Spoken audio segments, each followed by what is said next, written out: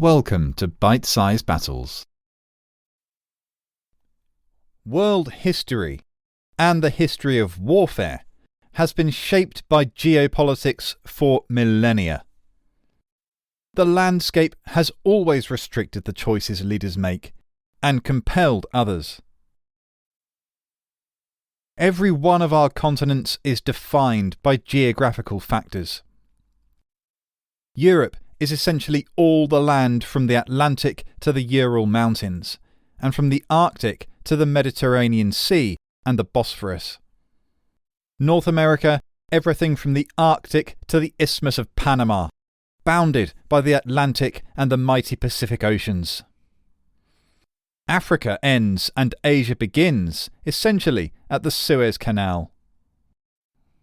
And the Suez Canal is just one of many, many examples of geopolitics driving conflict. The British conquered Egypt primarily to control Suez, because it's a commercial shortcut, a vital waterway which dramatically cuts the sailing time from Europe to Asia. In the heyday of the British Empire, getting to and from India and Australia in the shortest possible time was critical. A ship passing through Suez can save 4,000 miles on a trip from London to Mumbai, versus going the long way around Africa. So the British took it from the French. They fought over it again in Napoleon's time. The Germans wanted it in World War II. And when Egyptian President Nasser nationalised it in 1956, it sparked an invasion by the British, French and Israelis. From Russia to the Roman Empire, and the cauldron of the Middle East to the Greco-Persian Wars. Welcome to this, the penultimate episode in this epic series, Why We Fight Geopolitics. The Russian bear. He's so huge, so vast, that if you're in the northern hemisphere, he's everywhere, not far away. Just 2.5 miles separates the United States from Russia across the Bering Strait, and just 28 miles separates it from Japan. It mind-bogglingly borders China as well as Germany. At 6.3 million square miles, a full 11% of the world's entire landmass is Russia. Russia's vastness, though, is a double-edged sword. It has swallowed up invading armies multiple times, including Napoleon in 1812 and Hitler in the 1940s. And it gives Russia strategic depth into which it can retreat, regroup and re-emerge at a time and place of their choosing. But its great size also makes it vulnerable. Russia's omnipresent leader, Vladimir Putin, has to think about the Japanese and the Chinese in the East. They remember well the Japanese victories in the Russo-Japanese War of 1904 and 5, and the border spat with China in 1969. And in the West, thousands of miles away, Putin has to also think about Poland. In fact, he probably obsesses about Poland. Poland represents the narrow point through which all the major invasions of Russia have surged. From the Baltic Sea in the north to the Carpathian Mountains in the south. It's a geographic pinch point just 300 miles wide. Move east from here and it's flatland all the way to Moscow. But by the time you get to Russia's borders, the north-south width isn't 300 miles anymore. It's 2,000 miles. That makes it as difficult to defend as it does to attack. Russian military doctrine therefore dictates that if threatened, Russia's forces must drive forward to occupy the Polish bottleneck, protecting Moscow and the Russian heartland. This Polish bottleneck is why Russia is so concerned with Ukraine. Ever since the collapse of the Soviet Union, every single former member of the Warsaw Pact, bar Russia itself, is now a member either of the European Union or NATO. All that Russia has seen then is a creeping of economic and military alliances closer and closer to Moscow, making it harder, if necessary, to drive Russia's military to occupy Poland and its protective bottleneck. Russia, in short, feels threatened.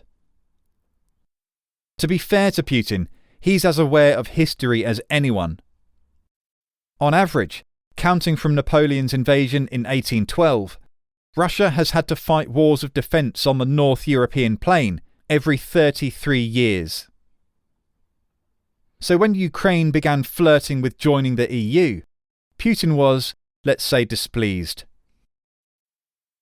And when under intense Putin pressure, Ukraine pulled out of a massive trade deal with the EU and instead signed a pact with Russia, protests and riots erupted throughout the country. By February 2014, the Ukrainian president had fled and pro-Western, anti-Russian factions took power. Now, loud alarm bells rang in Moscow. This was a red line. A neutral Ukraine was irritating, but a pro-Western Ukraine is a no-no, because its eastern border is just 500 miles from Moscow.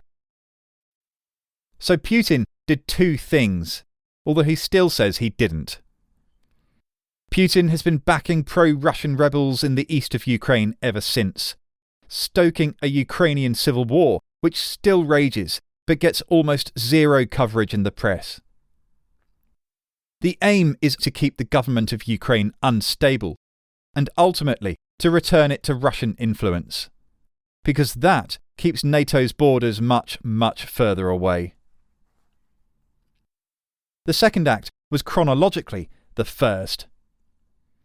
Pretty much just as the pro-Western factions were taking power in Kiev, Russia moved clandestine forces to Crimea, seizing the peninsula and holding a referendum in which it's claimed 95.5% of votes supported seceding from Ukraine and joining Russia. This was annexation under the guise of liberating ethnic Russians clamouring to rejoin the motherland. More or less worldwide condemnation followed, but Putin didn't care. He got Crimea, and it was clear that beyond sanctions, no one was going to do a thing about it. But why did he even want Crimea? The answer lies in another set of geopolitical concerns for Russia: its access to warm water ports. Russia, of course, has ports far to the north, but winter sea ice essentially blocks their use for much of the year. Even in the summer, if you want to take any effective action in, let's say, the Mediterranean, you don't want to have to sail a fleet from northwest Russia through the NATO-controlled Greenland, Iceland, UK or GI-UK gap, through Gibraltar and past Spain, Italy and Greece. Far better to have a fleet stationed in the Black Sea, just a short hop away. Russia did have a major military port in the Black Sea, but, you guessed it, it was in Crimea. It was leased to them by Ukraine, but if Kiev leaned to the west and eventually joined the EU or NATO or both, Russia risked losing its access to the Black Sea, and therefore its ability to act independently in the Mediterranean, and that's something Russia is unwilling to accept. It was these same concerns which drove the Russo-Japanese War in 1904 and 5. Russia wanted a Pacific warm water port and set its sights on Korea.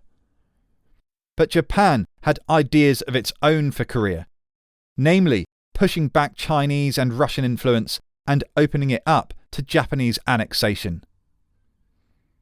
When negotiations failed, Japan launched a surprise attack on Russia's Port Arthur in a preview of Pearl Harbor 40 years later. In this and subsequent battles, the Japanese sank every Russian naval vessel in the Pacific by the end of 1904. And when Russia sent its Baltic fleet 20,000 nautical miles as reinforcements, they too were annihilated. It's a clear demonstration of geopolitical tensions erupting into war. In fact, one of the main reasons Japan was able to run military circles around Russia was that it had undergone an extraordinarily rapid industrialization and modernization of its society and armed forces. So it was lean, innovative, and up to date with the latest in hardware and tactics. And they transformed themselves so quickly because of geopolitics. In 1853, the American Commodore Matthew Perry arrived at the Japanese capital of Edo with a force of 4 naval vessels known as the Perry Expedition. He had orders to force the Japanese to end their 220-year policy of isolation and open up their ports to trade. Perry began a campaign of intimidation and had his ships steam past the Japanese guard boats, fired blank shots from 73 cannon, and gave orders to repel any Japanese attempts to board. When he landed in Japan, he did so with pomp and military show, with hundreds of Marines as an honour guard and several bands blasting out the Star-Spangled Banner. Japan was effectively a country still technologically and societally medieval. So the implied threats could not be ignored, and they opened their ports to the US and then to Russia, Great Britain, France, and every other major power. For the Japanese, the message was clear. If they wanted to avoid such humiliation in the future, they had to develop sufficient industry and military to resist external pressure, and to do that effectively as an island nation without many resources of their own, they had to have an overseas empire. Hence, their interest in Korea and in crushing Russian objections in the process. 2,500 years before Japan was annihilating Russia's navy, events in Greece were to begin shaping one of history's most enduring geopolitical concepts: the idea of the West. The Greco-Persian Wars of the 6th and 5th centuries BC are famous for battles like Marathon, Salamis, Plataea, and of course Leonidas' famous stand at Thermopylae. Less well known is the geopolitical aspect of the fight. It all kicked off when the Persian Empire started salivating over Greek settlements in Ionia, what's now Western Turkey. After Persia took them, Athens led a force which supported the Ionians in revolt and ended up burning the regional Persian capital to the ground. Darius the Great, the Persian king, couldn't stand for that and invaded Greece. For both sides, while much of this war was of course about independence, revenge and power, the foundations of it were the geopolitical control of Ionia and the Aegean Sea. For the Persians, they wanted to be rid of the pesky, troublesome Ionians on their doorstep, but more importantly, wanted to extend their influence in the Mediterranean, Aegean and Black Seas, and control the trade that flowed through them. For the Greeks, they simply did not want the Persian Empire on the shores of Ionia, much too close for comfort. And in a mirror of the modern alliance of the US, UK, Canada, Australia and New Zealand, the mainland Greeks felt a kinship to the Greeks of Ionia, certainly in the face of Persian aggression. Ultimately, we know that Athens, Sparta and the other Greek city-states put aside their fractious relationships to throw the Persians out of mainland Greece, Thrace, Macedonia and Ionia in a spectacular string of military victories. But the Persians still ended up controlling Ionia because they relied on the old strategy of divide and conquer. With the immediate threat of Persia gone, Athens and Sparta went back to their endless squabbling, and Persia was right in the middle of it, bribing, cajoling, supporting. With Greece divided, distracted and weakened by ceaseless infighting, Persia quietly retook Ionia. Ever since, the narrow strip of water separating Europe and the Middle East, the Bosphorus, has been the conceptual border between Europe and Asia, East and West. And Greece's dalliances with democracy and philosophy, so different from Persian imperial deified monarchy, helped to grow that embryonic idea into a reality which grew as the centuries crept by. The boundaries of the Roman Empire and its successor states, as well as European Christendom and the Islamic world of the Middle East and North Africa, cemented it even further. And let's take a moment to think about the Roman Empire. Enormous in its extent, but essentially bounded by geography. From Hadrian's Wall, which deliberately spanned the narrowest point of northern Britain, to the Sahara Desert. And from the deserts of Arabia to the great Rhine and Danube rivers. Even the Roman Empire was subject to the laws of geography. All these landscapes formed natural defensive barriers, and they dominated Rome's military deployments and geopolitical relations with its neighbours.